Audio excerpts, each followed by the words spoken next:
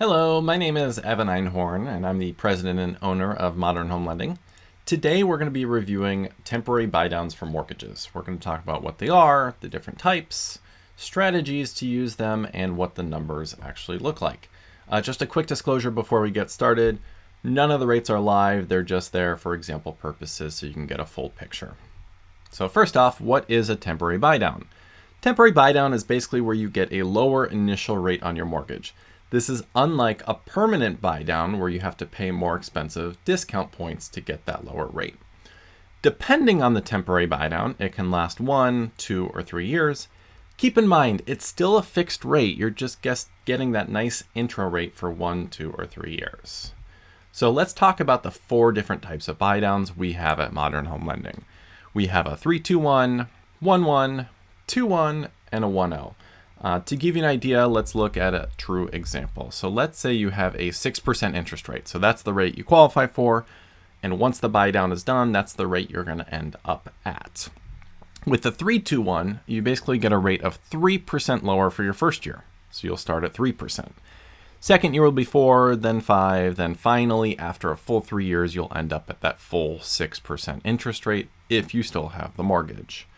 With the 1-1, you're basically saving 1% for your first 2 years, so it's 5.56.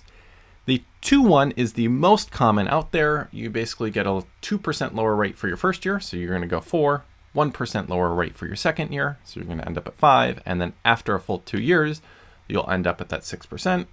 And the 1-0, you basically get 1% lower for your first year. So who actually pays for the buydown? There's no such thing as a free lunch in this world, so there's basically 2 options. One, the lender can pay for it, but just an FYI, even when you see those advertisements online or on TV about giving you a lower rate for your first year, just so you know, it's being covered overall with a slightly overall higher rate. On the flip side, if you're buying a house, the seller can pay it with seller-paid closing costs, also known as seller-paid concessions.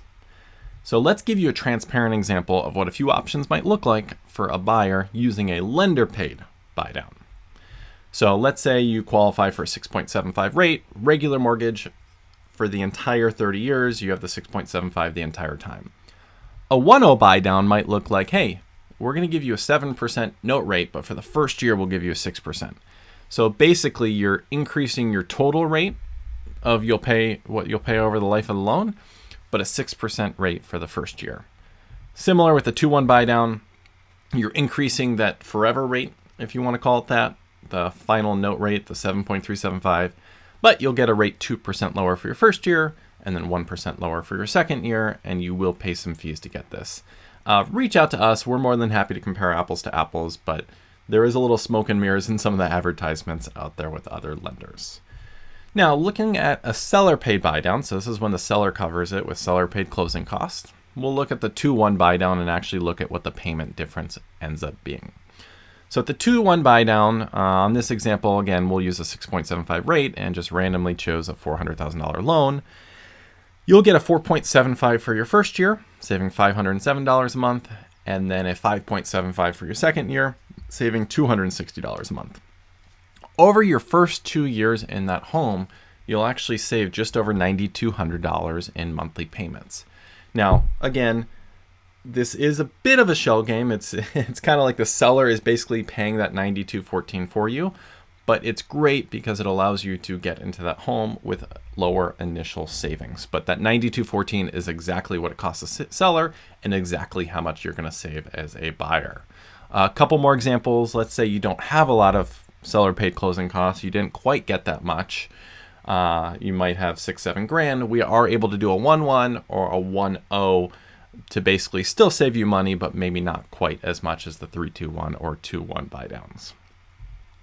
Just a heads up, if you are a real estate agent or a buyer asking for money from the seller, paid closing costs, it's important to know how much you can ask for. On a conventional loan, if it's your primary residence and you're putting less than 10% down, there is a cap of 3%. So that 3-2-1 is out of the picture. On FHA loans, you can ask for up to 6%. And on VA loans, you can ask for up to 4%. Sometimes you can go higher. Reach out to us and we can explain more in depth. So when does this make sense? Basically, when you might only have the loan 1, 2, or 3 years.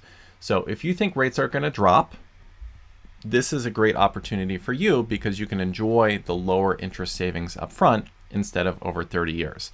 We always want to make sure people feel comfortable with their payment after the buy down, just in case you aren't able to refinance.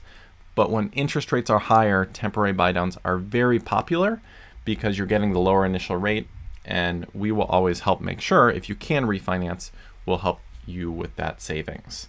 On the flip side, simply someone just wants lower initial payments. So maybe you know there's going to be a big debt payoff, or your income's going to be going up over the next several years, or you just want lower initial payments going into a home. This is a great way to do that.